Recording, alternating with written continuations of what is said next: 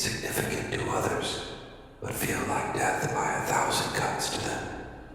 They are mocked, belittled, ignored, and treated as less than human by the people around them, family, friends, colleagues, all contributing to the sense of isolation that envelops their life. At first, the protagonist may try to fight back, to stand tall, but it's like fighting against a tide. Every attempt to defend themselves feels futile. The people in power, whether it's a boss, a parent, or a partner, have a way of manipulating the rules, twisting the situation, and making the protagonist feel as though they are the one at fault. Their vulnerabilities are used against them, their weaknesses turned into weapons. They try to rise, to find moments of hope or strength, but every time they do, they are knocked back down. This is where empathy for the protagonist begins. The audience feels the weight of their struggles, the suffocating pressure of a life spent constantly fighting uphill battles. It's a familiar feeling, the exhaustion of being knocked down over and over, the self-doubt creeping in, wondering if they'll ever escape the cycle of pain. Yet, they keep going. The injustice is undeniable. The world is cruel, and the protagonist at this point is barely holding it together. But beneath this vulnerability, there's a spark, small and flickering, but unmistakable. The quiet realization that they are more than what the world has made them. That one day, they may break free, and when they do, the world will not be ready for the force they will become. The tipping point comes in a moment of raw betrayal, an event so catastrophic that it becomes impossible to ignore. It's not just one isolated incident, but the culmination of years of suffering, years of being underestimated, disregarded, and manipulated. The protagonist's life, already heavy with hardship, is fractured by an unforgivable breach of trust. It could come from a lover, a close friend, a family member, someone they trusted, someone they believed would never turn on them. But when it happens, the shock is unbearable. The pain doesn't just sting, it shatters everything they believed in. The wrongdoing isn't just emotional, it's a deep, visceral wound. It's a betrayal that hits at the very core of their identity. This person, this entity that the protagonist once held dear, doesn't just disappoint them. They destroy the last shred of belief the protagonist had in human decency. The one person who could have been their anchor becomes the very one who drives them into despair. It's in this moment that the protagonist realizes they've been a fool for ever believing in anyone. The world has shown them its true face, and it's ugly, cruel, and unrelenting. But what makes this betrayal even more painful is the realization that it wasn't a one-off mistake. It was a calculated act, a deliberate effort to undermine them, to weaken them further. They've been reduced to nothing, discarded like a piece of trash, and it cuts deeper than any wound they've ever known. Now, all the frustration, the pain, and the years of injustice converge into a singular feeling: rage. It's no longer about being hurt. It's no longer about trying to survive. It's about revenge. This is the spark that ignites the fire within them. The protagonist can no longer keep quiet or remain passive. The betrayal was the final straw. The moment they realize there is no going back. They have been broken, and now they will break the world that broke them, alone with their thoughts. The protagonist stands at the precipice of something far darker than they've ever known. The weight of betrayal presses down on them, suffocating them in a way they can't escape. Their mind races, torn between a deep, gnawing pain and a swelling, furious desire to do something, anything,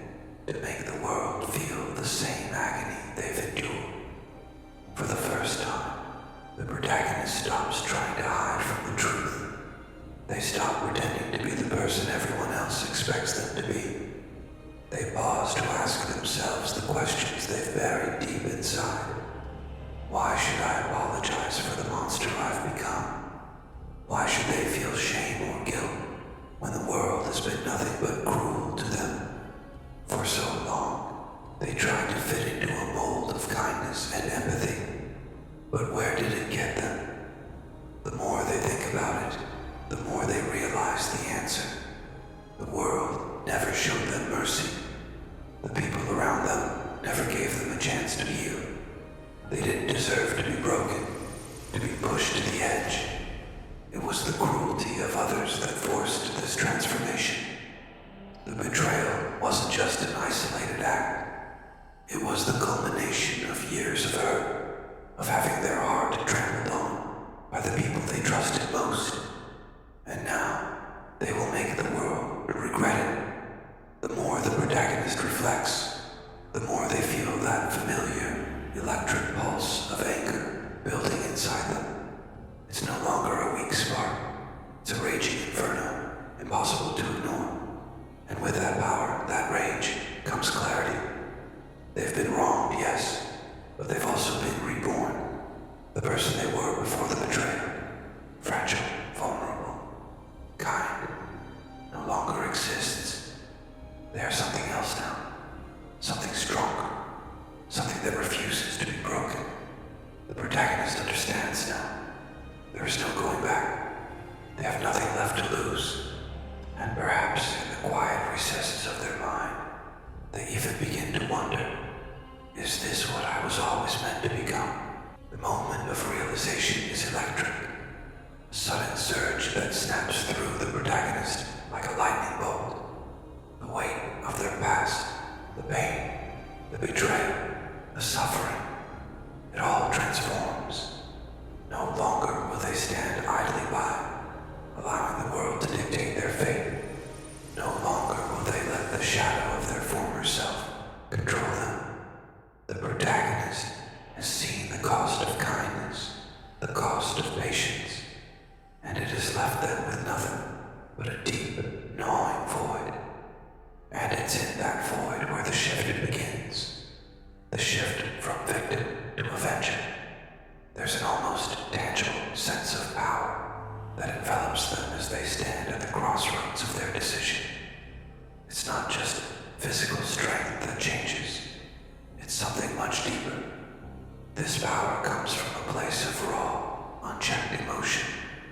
A refusal to be silenced any longer. Every moment of pain they've endured, every insult they've suffered, every tear they've shed is now their fuel. The protagonist's body reacts before their mind does. Their muscles tense, their heart races with adrenaline, and in the pit of their stomach, there's an unsettling but exhilarating fire. This is it, the point of no return. The moment they choose to embrace the darkness within them, to harness that rage and use it as the weapon they've always needed. They stop questioning whether they deserve this power. They stop questioning if they are still the same person. They don't care anymore. The person they were, the one who endured in silence, who believed in the goodness of others, is gone. And now, only the power remains. It's a moment of clarity. A moment where the protagonist understands that they are no longer the person they once were. They've been broken, yes, but that's what forged this power. They are not just angry, they are a force. They have evolved into something else entirely. Someone who will no longer bend, no longer break. They are a monster now, and they will prove it. The change is slow at first, almost imperceptible. Like the quiet rumble before a storm. But soon, the protagonist begins to feel it in every inch of their being. The transformation is not just physical, it's visceral. Every movement, every thought, every breath feels more powerful, more purposeful. The chains that once held them back, be it fear, doubt, or the memory of their past self, begin to loosen, then snap all together. They are free, and with that freedom comes a devastating clarity. Where once they felt vulnerable, they now feel invincible.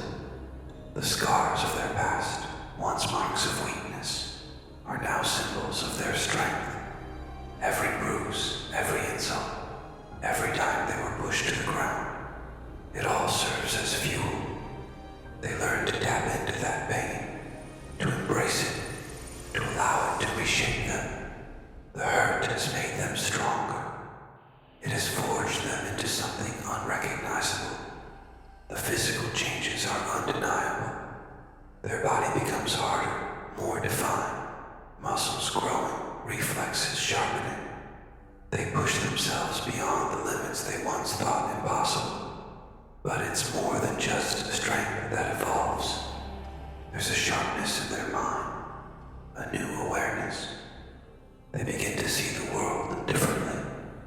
Where once they were blind to the cruelties of life, now they understand it in ways that would have once terrified them. They learn, adapt, grow. Perhaps there's a mentor along the way. Someone who sees the raw potential inside them and helps guide them toward their true power.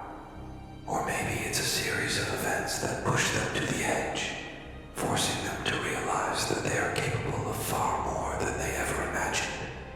The protagonist trains, hones their skills, and unlocks a potential they never knew existed. With each passing day, their transformation deepens. The world that once seemed so large, so oppressive, now feels so small. They have outgrown it. The fire inside them burns hotter with every passing moment. Their need for vengeance, their hunger for retribution, becomes all-consuming. The monster has been born, and now it's time to rise. The protagonist's transformation isn't just an external shift, it's an emotional awakening. As they continue to grow stronger, there's a profound change in how they perceive the world around them. It's as if a veil has been lifted, allowing them to see the truth in everything.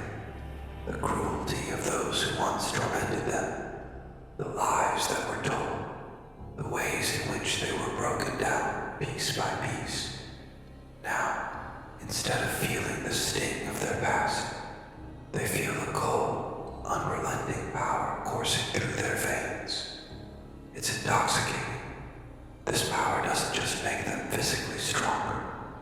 It consumes them, morphing their very essence. There's an overwhelming sense of control, a sense of becoming something much larger than the person they once were. Every breath they take fills them with fire. Every heartbeat pulses with an intensity they've never known. They are alive in a way that is both terrifying and exhilarating. The physicality of this transformation is matched by the emotional weight of it. It's not just about getting revenge anymore. It's about the monster that has been born within them. The one they've kept hidden for so long, locked away in the depths of their soul. The pain, the betrayal, the years of suffering, they all led to this. They were the spark that ignited the fire, and now the fire rages uncontrollably. They feel alive, more so than they ever did as the person they once were. The fear that once held them back now fuels them, transforms into an energy that drives them forward. In their darkest moments, they embrace the monster that has taken root inside them.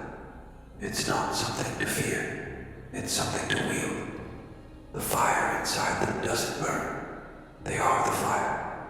And with that fire comes power, unstoppable power. Their transformation isn't just about vengeance. It's about embracing the truth of who they've become. The chains that held them are gone. The world that once broke them is now at their mercy. They are no longer the victim. They are the storm, the force that cannot be stopped. The monster is not just inside them now. It is them, and nothing will ever be the same again. The antagonist looms in the distance, untouchable,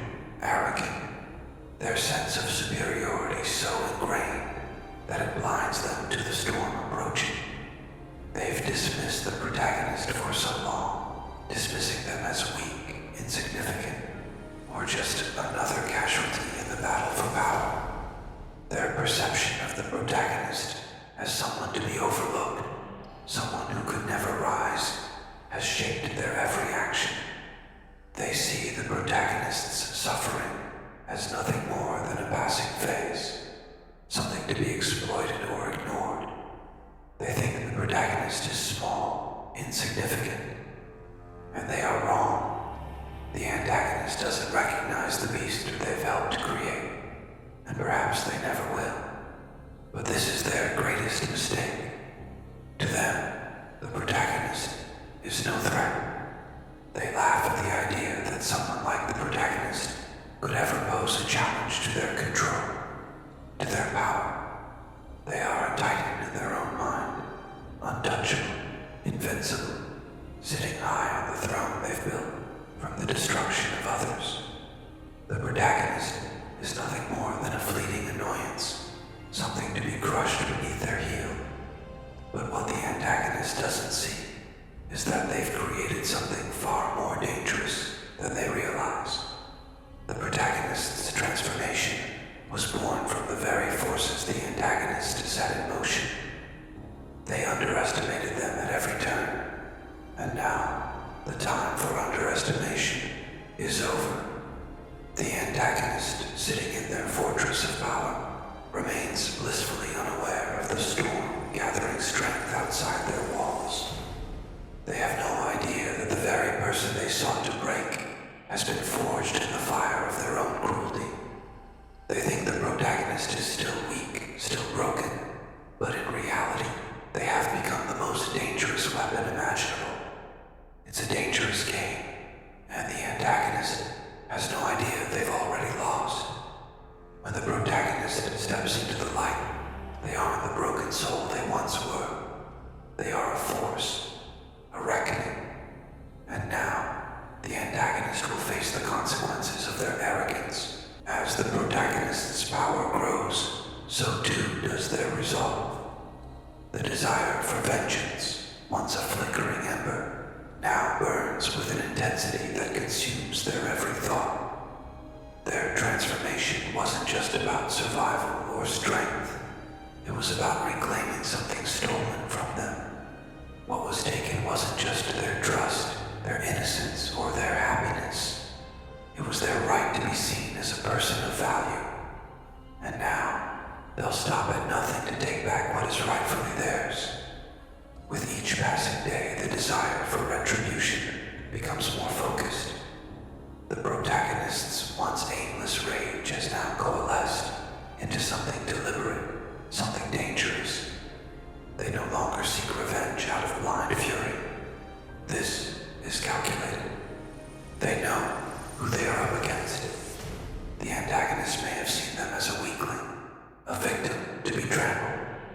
But now, the protagonist has become the very thing they once feared. Something ruthless, unstoppable, and willing to sacrifice everything for justice. The call to action is clear. Take what was lost. Make them regret every moment they took you for granted. The protagonist doesn't just want to bring down the antagonist. They want to shatter the entire system that allowed their torment to continue. They want to make it personal, to leave a mark so deep that the antagonist will never forget the mistake they made in underestimating the protagonist. The protagonist begins to actively seek out the people who enabled the antagonist, those who contributed to the betrayals and injustices that led to their transformation. Each person, each obstacle, is another step toward their ultimate goal. There's no room for mercy. The protagonist's mind is clear, focused entirely on the endgame, to confront the antagonist and show them the full extent of the monster they have created. As they take their first steps toward this inevitable confrontation, the protagonist feels a strange, thrilling calmness. The fear and uncertainty that once plagued them are gone. They are no longer the person who was was broken. They are the storm, and now they will make sure the world feels the full force of it. There's no turning back. The call to action is answered. The path of vengeance is now their only path forward. The road to vengeance is never a straight line. It is fraught with obstacles, both external and internal, each more dangerous than the last. As the protagonist begins their pursuit of retribution, they quickly learn that the power they've gained doesn't make the world any easier to navigate. In fact, it only makes the stakes higher. The antagonist's influence is vast, and their supporters are many.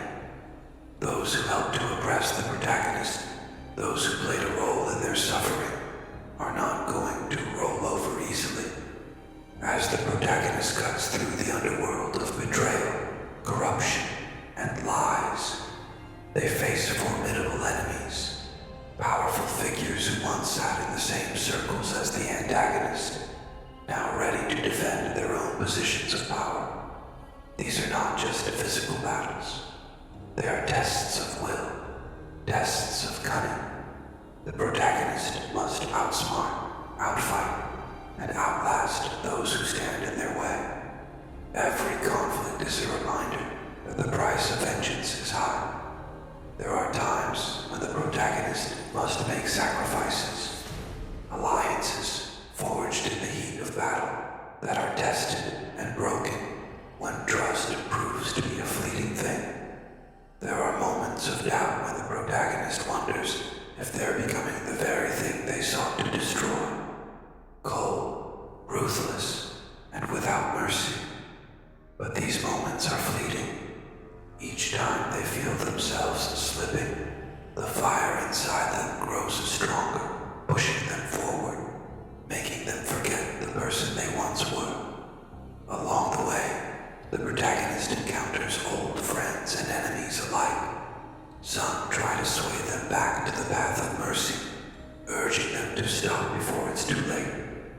But the protagonist's heart is hardened. They are no longer the same person who believed in redemption. They are the monster they were forced to become.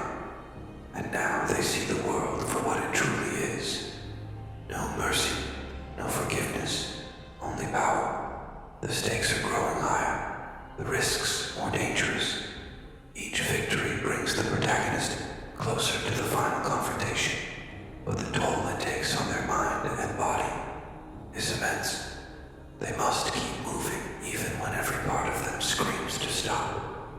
They must push forward, because the only thing that matters now is the reckoning that awaits at the end of the road. The path to vengeance is one of fire and blood, and there's no turning back now. The moment has arrived. The long-awaited showdown. The battle that will determine everything.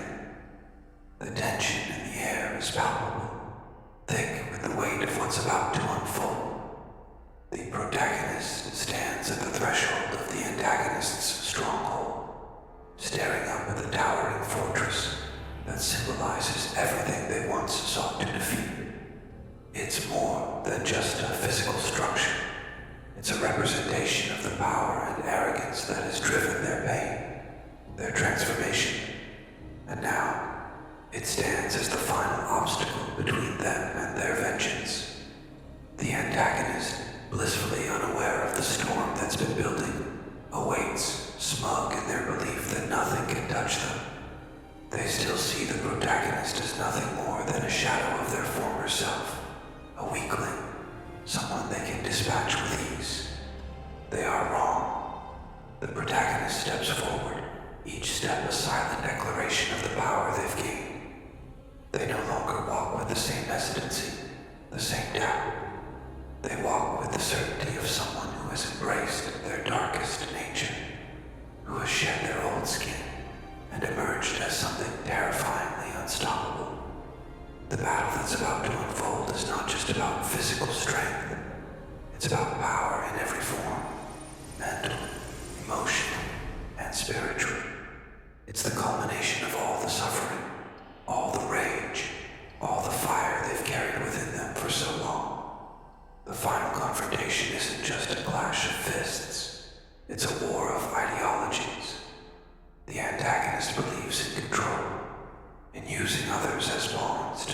over their own position. They believe they are untouchable, that no one can ever break them. The protagonist, however, has learned that strength lies in breaking free from that very control. They fight not just for vengeance, but for freedom, for the chance to finally be the master of their own fate. The battle rages on, intense and unforgiving. Every strike, every blow is not just about physical dominance, but about proving that they are no longer the person they once were. They are stronger, faster, more focused than ever before. And as the protagonist begins to overpower the antagonist, a shift occurs. The antagonist's smug confidence starts to crumble, replaced by panic, confusion, and disbelief. The world they built is falling apart, and the one person they thought was beneath them is now their greatest threat. It is the moment of reckoning. The protagonist has become everything the antagonist feared, and more. And when the final blow lands, it is not just a victory over the body, but a triumph over the years of suffering, the betrayals, the injustices. The antagonist falls, powerless and broken, and the protagonist stands above them, not as a victim, but as a force to be reckoned with. This is the end of the beginning. The world has been shaken, and the protagonist, they are unstoppable. The moment the antagonist falls, a profound silence fills the air, a silence heavy with the weight of everything that has led to this. The world around the protagonist seems to pause, as though in awe of what has just transpired. The protagonist stands victorious, but it's not a triumphant celebration. It's a quiet, almost terrifying realization of the full extent of their power. The force of the final blow reverberates through the protagonist's body, a feeling of overwhelming strength that surges from deep within. It's a power they didn't just discover. It's a power that was forged, born from their pain, their suffering, and their unyielding determination. They look down at the antagonist, once so untouchable, now lying defeated, and feel nothing but the quiet satisfaction of having destroyed what once threatened them. There's no joy in this victory. There's no elation, no celebration. The protagonist feels a cold, unshakable certainty instead. They've proven their power. They've shown the world who they've become. But beneath that certainty is a sense of something far more unsettling. Emptiness. The victory feels hollow, as though they've crushed not just the antagonist, but the very thing that once drove them forward. The monster they've become was never about reclaiming justice or righting wrongs. It was about a deep, primal need for control. The power they've unleashed feels endless. It burns through them, a force that can't be quenched or contained. But with it comes a deep, gnawing loneliness. The protagonist has conquered their enemies, but in doing so, they've also isolated themselves from everything they once knew. The road to vengeance has taken everything, trust, relationships, humanity, and turned it into fuel for the fire that now burns inside them. As they stand over the fallen antagonist, the full weight of their transformation presses down.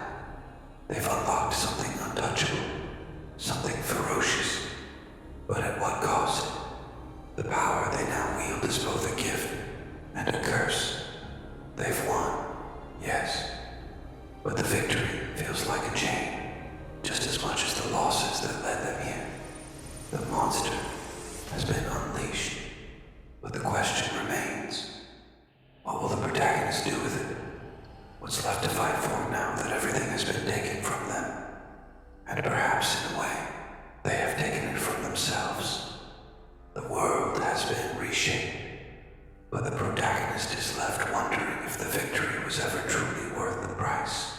In the wake of the final confrontation, the dust settles. The antagonist is defeated, broken, and and powerless. But what's left behind is not just a fallen enemy.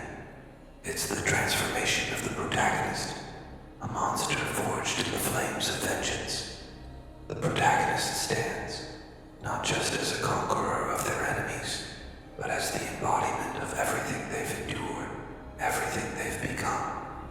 This is no longer about physical victory alone. It's about the symbolic power that now radiates from every inch of their being. The antagonist's defeat is only part of the story.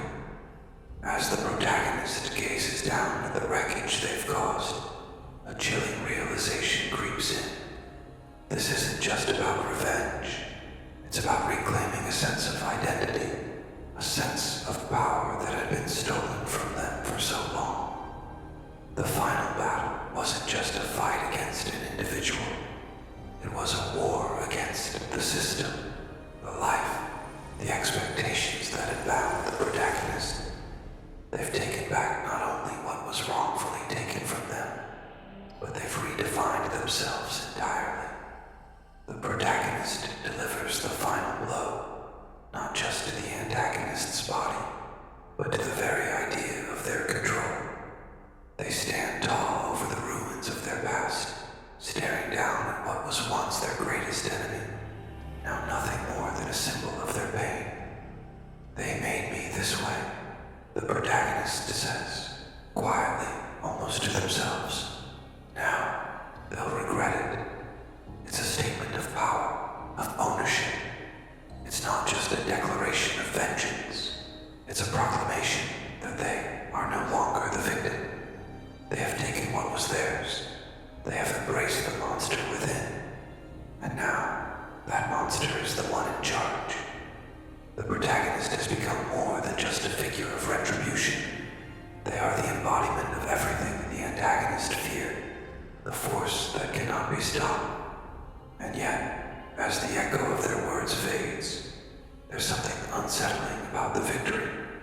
They have taken everything, retribution, power, control.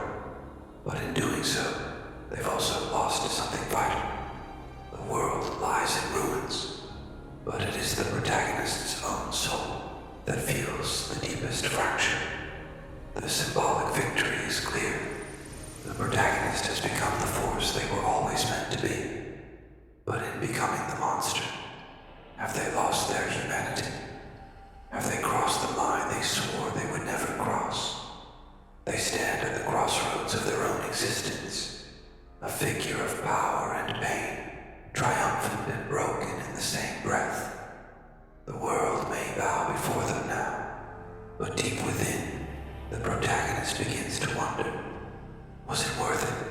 With the antagonist's fall, the world begins to shift.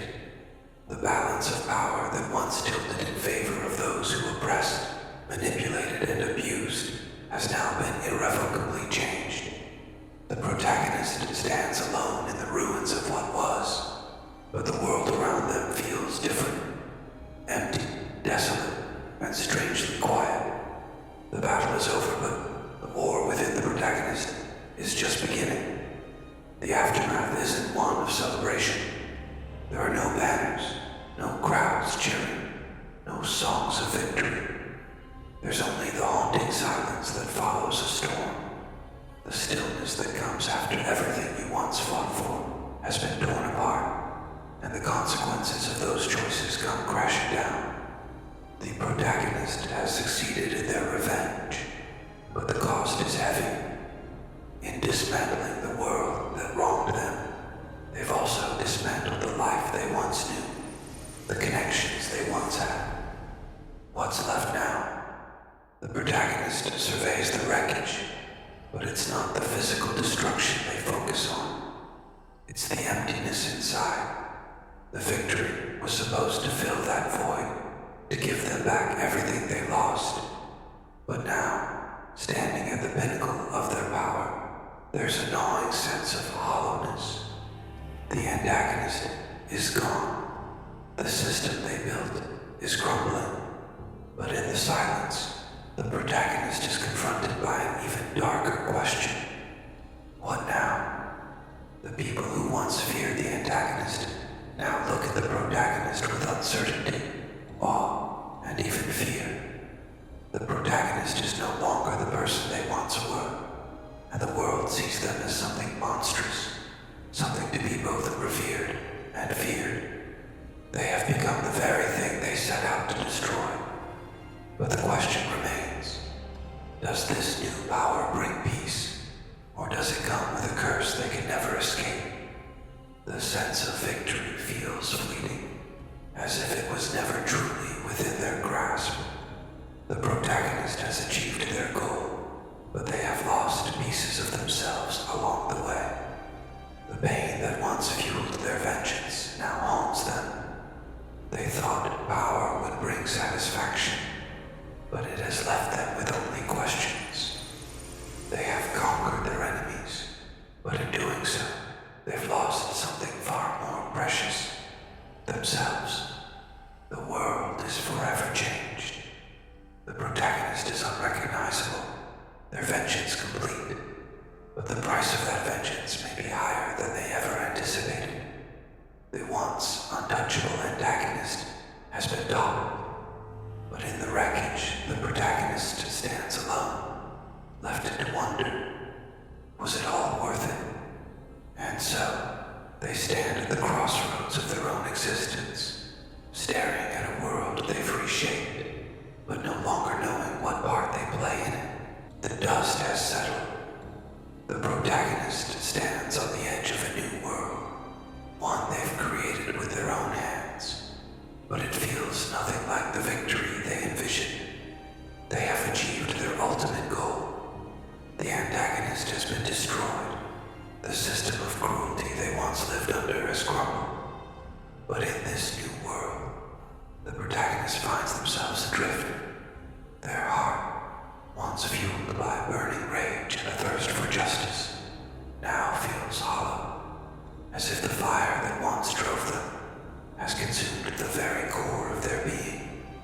They reflect on everything they've sacrificed to get here, the relationships they severed, the parts of themselves they buried to survive. Was it worth it? The question echoes in the silence of their mind, lingering like an unshakable ghost.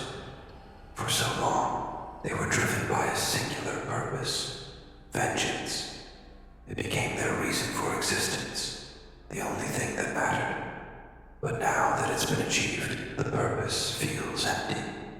The antagonist is dead. The betrayers are gone. The world has been reshaped in the image of the protagonist's pain. Yet, despite all this, something feels missing. They are no longer the person they once were. They have become a creature of darkness, a force to be reckoned with. But at what cost? They think back to the moments before the transformation, when they were weak, vulnerable, and still held on to hope for redemption. That person, buried beneath the layers of pain and power, seems like a distant memory now. The protagonist doesn't recognize themselves anymore. The monster they've become doesn't know how to reconcile with the person they once were. The internal battle rages inside them. The questions pile up. Is the loss of their humanity worth the power they now possess? Have they traded their soul for the satisfaction of revenge? There's a strange sense of relief, but it is quickly overshadowed by regret. The antagonist's downfall wasn't just the destruction of an enemy. It was the destruction of the protagonist's innocence, the final nail in the coffin of who they were before all this began. As they stand in the ruins of their past, the protagonist must ask, what now? They have won, yes, but they've also lost themselves. And in the silence, they find that the hardest battle is not one fought with enemies, but one fought with the shadow of their own soul. The victory, it seems, is not as sweet as they imagined. In the end, it's not the destruction of others that leaves the deepest scar. It's the quiet realization that the greatest enemy they faced was always themselves. The protagonist stands at the crossroads of their own existence, the echoes of battle fading into the distance, leaving only a hollow silence in its wake. The vengeance they sought so fiercely has been delivered, and yet the victory they once dreamed of feels more like a curse than a triumph. The world may have changed, but in the end, it is not the world they must come to terms with. It's themselves. In the quiet aftermath, the protagonist reflects on the journey that brought them here. The suffering, the betrayal, the pain that pushed them to become a force of destruction. They were once the victim, broken and powerless, but now they are the one who has dismantled the very system that crushed them. The monster they became was forged in the fires of their torment, and it has served its purpose. But what now? What is the cost of power when it leaves you isolated, detached from everything you once held dear? The final message isn't just a warning. It's a reflection on the consequences of pushing someone to their limits. The antagonist may have been the villain in this story, but in truth, the true villain was the world that forced the protagonist into becoming what they are. When pushed too far, when forced to carry the weight of unbearable suffering, even the most innocent of souls can be broken and transformed into something unrecognizable. The message is clear. No one is born a monster. It is the world that shapes them. It is the actions of others, the cruelty, the betrayal, the indifference that forge the darkness inside. The protagonist did not choose to become a monster. They were made into one by those who refuse to see their humanity. And once that transformation occurs, there is no going back. But there's also something else. Even in their monstrous form, even in their most destructive state, the protagonist has discovered something invaluable. Strength. Not the kind of strength that comes from brute force, but the kind that comes from surviving the unimaginable, from standing tall after the world has tried to break you. And so, as the protagonist reflects on all they've lost and gained, they realize that though the real message isn't about vengeance, nor is it about the destruction of their enemies, the real message is about resilience, about reclaiming the power over your own life, no matter the cost. In the end, the protagonist stands as a symbol of both destruction and survival. They are a warning to the world